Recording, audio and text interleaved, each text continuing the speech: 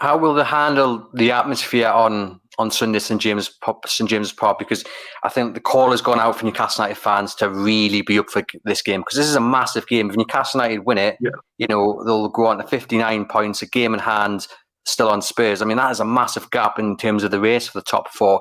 It's going to be a real cauldron. We felt it against Manchester United at St James's Park, where the crowd, I know it's that cliche 12th man, but they really, really were, and they really helped drive Newcastle. Every challenge was getting cheered, every throw-in was getting cheered. And I'm just wondering, with Spurs in this kind of fragile state of mind, how much impact will the Newcastle crowd have on them?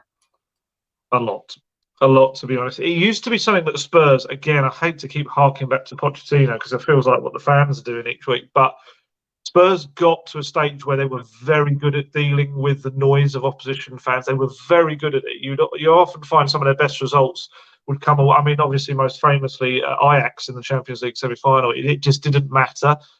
This current Tottenham team are completely the opposite. They pretty much, you could trace through this season and almost every game where the home crowd has been noisy and created an atmosphere, Spurs have crumbled. Pretty much everyone. So, yeah, I hope no Spurs kind of fans might end up listening to this because this is not a positive outlook for them in any way. But yeah, as someone that's been to St James's Park and has heard the atmosphere, even when things aren't going well, yeah, if you guys at St James's Park put together a bit of noise, I don't think it's going to end well for Spurs. And does all this kind of just play into, looking from the outside in, this kind of disunity within the club? It doesn't seem like it's a very happy place to be, either in the terraces or in the dressing room. Absolutely. It's horrendous. I'm trying to think of a time that the club's been as fragmented in recent years. Under Pochettino, it was probably certainly the little kind of, I don't want to say glory years because they didn't win anything, but the peak years when they were really flying high in the Premier League, and 3 consecutive top 3 finishes, Champions League final after that as well. I don't think I've ever seen the club as united. Fans, players, the manager, and the last 4 years has just progressively gone downhill in the opposite direction. And yeah, I mean, I don't think I've ever seen a worse atmosphere than we had against Bournemouth at the Tottenham Hotspur Stadium on Saturday. That was not only the chance for Levy, the chance for Pochettino, but to hear the fans booing one of their own players, who, to be fair to David Sanchez, it's not like it's a lack of effort. It's not like he's disrespecting the club in any way.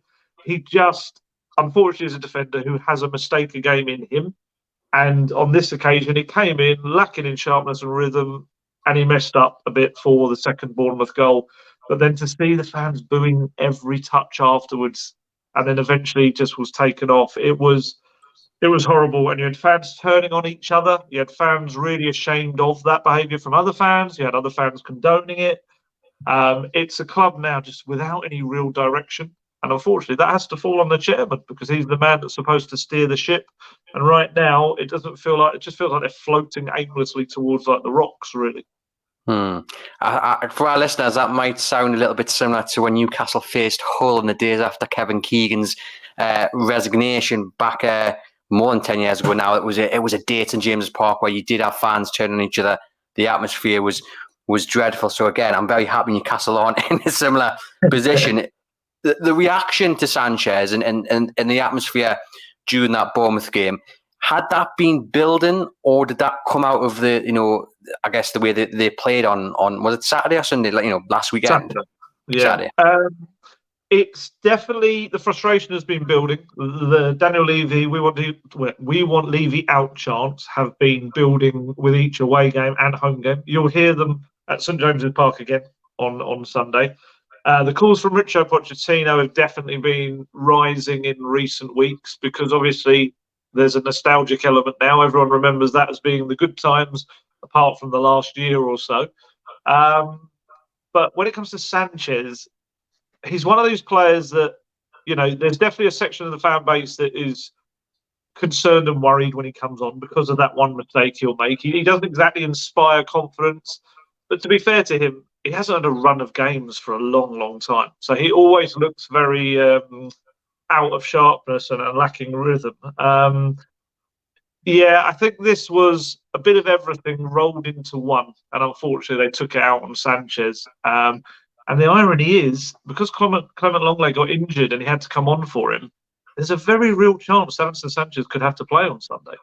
And what his confidence is going to be like, I have no idea, because he went off, sat on the bench, and his hand over his face. He looked absolutely devastated. So, yeah, things are not good. Talk to me about the actual result against Bournemouth, because it was the ideal opportunity for Spurs to really hit Newcastle hard, given the fact Newcastle had earlier in the day lost to Aston Villa, and to lose in the last minute like that is an absolute punch to the gut, isn't it? It really is. There's one other common thread with Spurs this season, and that's been every time they've been offered a gift, whether it be another team, losing, or even another team having a player sent off in some matches, they've always slapped that hand away. They've always said, no, we don't want any help when they really clearly need it. And this was another occasion when, like you say, if they'd stepped up after the early kickoff, seeing the result against Villa, they really could have pushed themselves back into the reckoning again. And they absolutely threw that away with the most. It was just like Spurs' performances this year have been so identical. You could just know what's going to happen in most games. So they start really brightly. They have about 10, 15 minutes where they play well. There's a lot of pressure, pressing, movement. They maybe score a goal in those opening 15 minutes. Then they just sit back. No one knows why. The manager can never explain it. The players never really can seem to explain it. They just seem to sit back, invite pressure. The other team often scores. And then it's about whether Spurs can get themselves back into the game or not. And unfortunately, a lot of the time they haven't. But it's so indicative of this weird Premier League season that everything I've just said, all of the chaos, all of the mess, and Spurs are fifth in the Premier League. I still have no idea how that is the case. Because really they should be far, far adrift from this top four race. They've been that bad. Obviously, Harry Kane, any team that kind of keeps them afloat, and he's done that again this season. And yeah, Sonny's come to life a little bit in recent weeks, which has helped, but still, it's again, I can only go back to what I said. If I was Newcastle, especially looking to have a response after their defeat, it's almost like the perfect team to rock up to the stadium.